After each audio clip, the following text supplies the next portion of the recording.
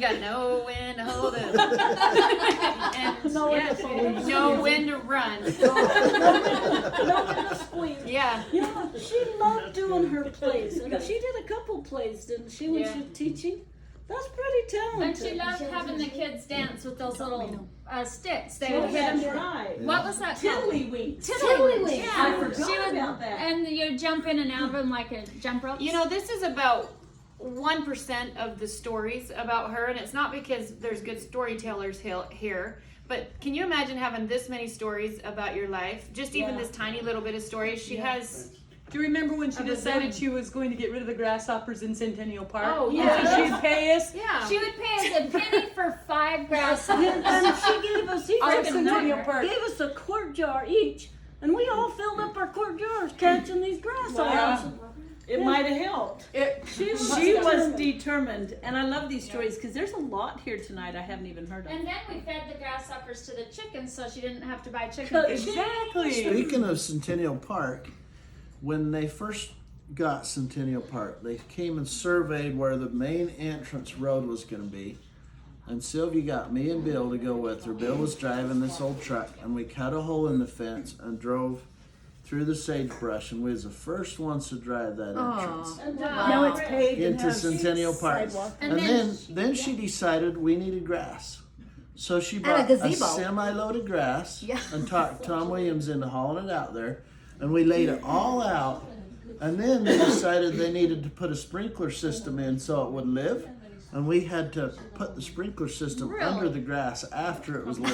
That's how fast she just got it done. And the brother needed shade. So then they made the gazebos. Right. So that the brother could have shade. the gazebo. Right. It's like she made that water bed. She made the gazebo. She did. And she planted the first row of trees down where the very first road started, and we watered that with the jugs that we probably used for my gosh, Clayne's I forgot about grape. I remember helping her with that, and I had Clayne and Rose, and I was pregnant with Genevieve. So that's how I always remember how old Centennial Park was.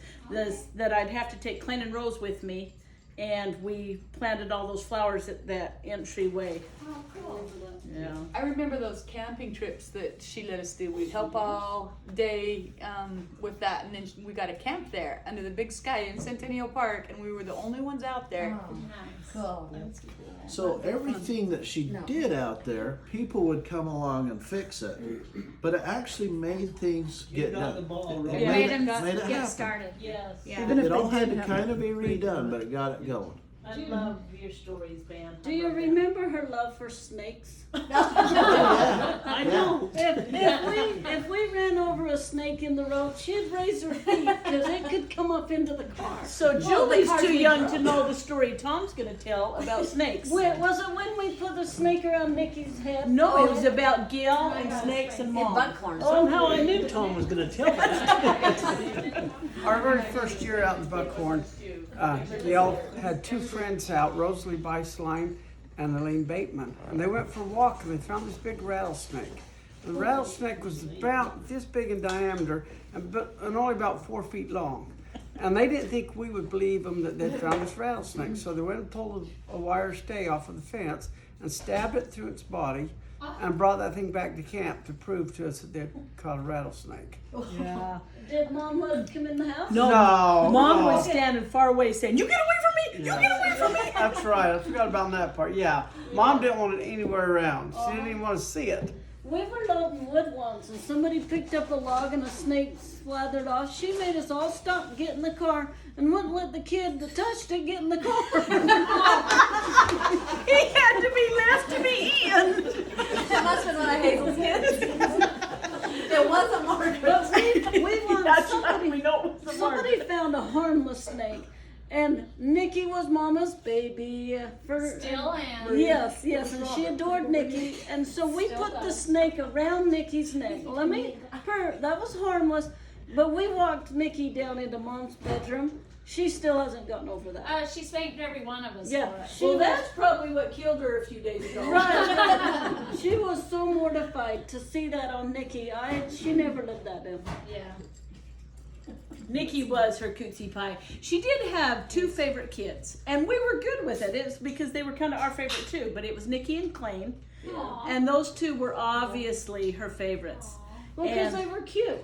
Don't they both have blue eyes? Well, I hated it. I'd always tell her, if you're gonna buy me something, get the rest some. And she once bought me a bike, nobody else. So I was begging all the kids to have it, but they didn't want to be the one nobody would play with because they had a new bike. It was not cool. So Mom was the first one to be really, really rebellious. She had Clayne put like a TV antenna on the house, and she got a TV without asking Dad. You remember that? Yeah, and she Except stuck Guy a put the microwave. Guy- antenna on the head. Guy This Clayne. Clayne did Guy, it. yeah, this Clayne. It's all the same. And we gotta watch the Disney movies on Sunday. Yeah, we would lay on her waterbed. That must have been long after So I Dad was would Dad truly would say, when, like if we wanted to go to Water Canyon and the oldest one of us wanting to go was 6, then he would say, one of the mothers needs to go with. It can be Hazel or Tom or Dan. But if none of them could go, then we would take Sylvia. He could not trust Mom to obey the rules. She never, ever, ever obeyed the rules. Clear up till the day she died. Yeah. She did not She's obey. still not. That's true. She's still not. Hey, one time Mom left town, and Aunt Sylvia said, "You guys hurry and clean the house, and if you get done in 10 minutes, you can go see Grandma Cox." So of course, enjoyed that. so of course we did, and Mom got about 20 minutes outside of town and forgot something and came back. So of course we were visiting Grandma Cox. Anyway, Mom come and found us and told us, just because Aunt Sylvia says you can go see Grandma Cox, that does not mean you can do it. Why not? What's so wrong about visiting Grandma Cox? I'm not sure. Well, it was All free. 20 of the children. Hazel probably cared a little bit about the neighbors. So Mom grew up in the era when meat was, like bologna was developed. And before that, you know, they'd put like a whole pig in a barrel with salt, and they'd have to go out and cut a chunk out and put the lid back on and bring it in the house to use it. So then bologna was developed. So in her mind, it was just the coolest thing ever. And so I took my kids to a hotel one time and to go swimming and stay the night. And she got up about 5 a.m., ran and got bread and bologna. And she came to the hotel and they're sleeping all over the floor. Everybody's sound asleep. And she takes a piece of bread and wipes a little bit of Miracle Whip on it, slaps the bologna, folds it in half, and goes and puts it in the kids' hand while they're sleeping. They're all asleep. They're stirring and waking, and they have these bologna sandwiches. That is just wrong. Okay, so on that same note, I go to see Mom when she lived down there by Bradshaw's, and she comes in, sit down, sit down, sit down, sit down, sit down. And I'm like, I don't want to sit down. Finally, I sit down. She says, you hungry, you hungry, you hungry? And I'm like, no, I'm not hungry. She wouldn't stop. So finally I said, okay, fine. What do you want to make? She says, I'll make you a grilled cheese sandwich. I'm like, I like grilled cheese sandwich, right? It's toasted, it's got butter on it, it's warm, crispy. She said, okay, I'll make you grilled cheese. And I'm thinking homemade bread, right? And actual cheese. She goes in the kitchen, grabs a piece of baker's bread, that white stuff, peels the plastic off a piece of American cheese, Formaldehyde cheese. slaps it on the bread, folds it in That ain't half, cheese. and hands it to me. And I said, what the hell is this? That's your grilled cheese. Her version of grilled cheese and mine is very different. Okay, but what she did do good was the dollar-sized pancakes and the grape syrup. You guys remember that hot grape syrup? And she'd let us spoon sugar on the pancake before the syrup. Powdered sugar. And my favorite part was the kitchen was completely spotless before we were called to breakfast. So there wasn't a big pile of dishes. And we got hot, amazing butter all over those. Yum. I don't care what she did with the sandwich. That was to die for. I forgive her. Those dollar-sized pancakes. Oh my were God. They were so How many good. minutes are we up to? I think A lot. we have a lot. Yeah. So we got to talk about the diving. Yeah. Yeah. I mean, Sylvia was Utah's top diver. For 2 years. And when we were kids, we would run up to the Narrows and she would beat us up there. to the 12-foot swimming pool and show us how to dive off the big rocks when we were little kids. You guys remember Into that? ice cold water. Yeah. And she had her dress and slip and pantyhose and bun and And she'd do a big old swan dive Yeah. and flip. And Didn't she do a real high dive like when she was 60 or From something? Stockton. Yeah, so Stockton. me and some friends are on a Oh, yeah. pontoon boat in Stockton Lake. She was 70 years old. And she bails off the boat, and my friends look at me and they're like, is she okay? Do we need to help? And I'm like, she's fine. She swims over and hikes up the mountain, and there's a group of teenagers standing up there daring each other to go. She walks up there, excuse me. It was the rock quarry, right? Yeah, the rock quarry. And she gets to the edge, and the teenagers are like, ma'am, you might step back. And she does a perfect swan dive off of there when she was 70 years old, and she's never stopped being proud of that. And it's But about it was 50 because feet she high. took the Utah State champ on 2 years. diving, Yeah. right? Yeah. On high diving. Top diver But in now Utah. she's dead. It doesn't have Pools in anything to do heaven. with diving. She's teaching Jesus to dive right now. Yes, she is. Okay, so the other night when she was in her chair, very, very comfortable and sedated but comfortable, we were talking and I said, Jesus is going to ask Mom, what's all this Melchizedek priesthood? And her eyebrows raised like she wanted to tell me what it was. That's funny. She taught you nothing. Do you want to tell a dive story, or just that she was? So the other dive story is she used to go to the college down in Bolivar Bolivar, yeah. and take a diving lesson. But she knew how to dive better than the instructor, and he didn't know that. So here's this old 70-year-old lady shows up for diving class, and they line them all up at the diving board one at a time. They coach them how to get up there. Well, she just goes up there when it's her turn, stands on her hands, does a handstand. On the high dive, does a handstand, and then does a big flip down into the water. And on her way up, the lifeguards are saying, ma'am, no, get down, ma'am. And so then the rest of the time they're all just focused on getting her to dive again. They didn't really care about learning how to dive. They probably didn't have to beg too hard. Probably not. That's a great story. But about 3 weeks ago, Evelyn took her to a swimming pool. Yep, Go 2.5 weeks ago, she decided she wanted to go off a high dive again. And so I thought, well, we could maybe join the YMCA, we could do something. So to test it out, we went and rented a hotel room that had a nice pool. Evelyn's very resourceful. And we took her there. This was just 2.5 weeks ago. And we took a life jacket and me and Julie just to be prepared for everything. And she got in the water and she couldn't quite swim the width of the pool. And she sat on the stairs and she says, well, we should probably go because it doesn't have a high dive. And I said, no, we're not going. You just dive off the edge of the pool. Get up there and dive off. She's like, out here on the edge? I was like, well, or the steps, if you want to get off the steps. She was a little bit shy and realizing she wasn't as strong as she thought. And she's like, okay, I guess I'll go from the steps. And she's sitting on one right now with the water to here. And it's like the bottom one. I'm like, no, not, oh, she holds her hands out, getting ready. I'm like, no, you got to stand up on the step. So then she stands up on the step and does this little teeny dive. And we pull her up and hold her out of the water and everything. But it helped her realize that her diving days were over. And you told us on our video chat after that her swimming confidence isn't what it used to be. That's right. She used to also do a lot of trick horse riding when she was little. And she tells us of one time when her dad said, it's time to go to the rodeo. And she didn't have any shoes, but she wanted to look nice and be prepared. So she painted the top of her feet With shoe black. polish. The bottom of her feet because she was going to do a handstand. Nope. She painted the top black. And then she gets into the rodeo and she's doing a handstand on the horse.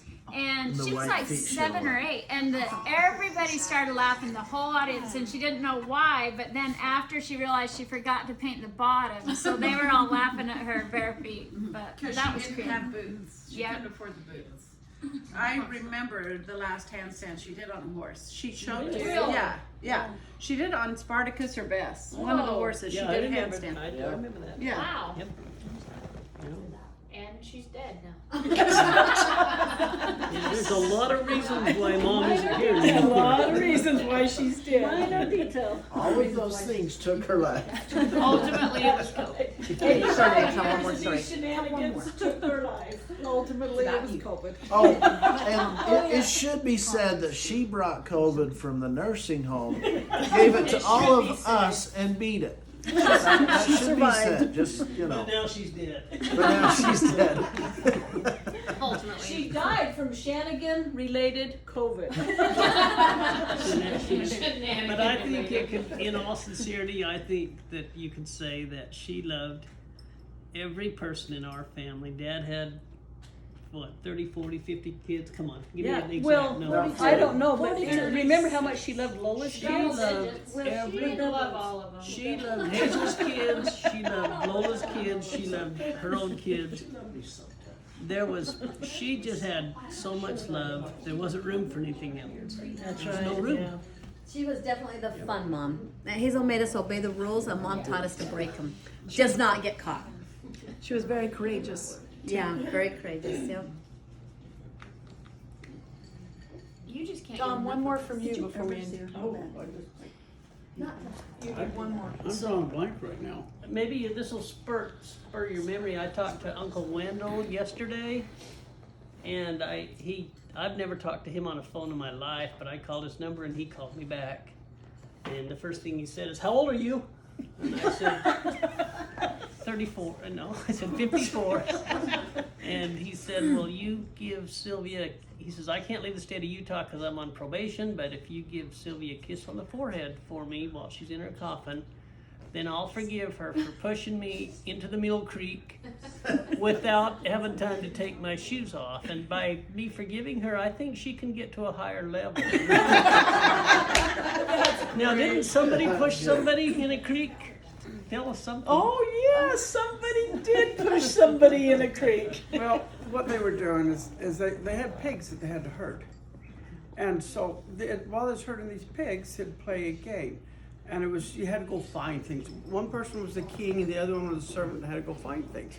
And it was Mom and Uncle Ivan that would do this. And Uncle Ivan was always the king and Mom was always the servant. And this one time she begged him to let her be the king and he be the servant. And so he agreed to it, and she asked for 6 kernels of wheat.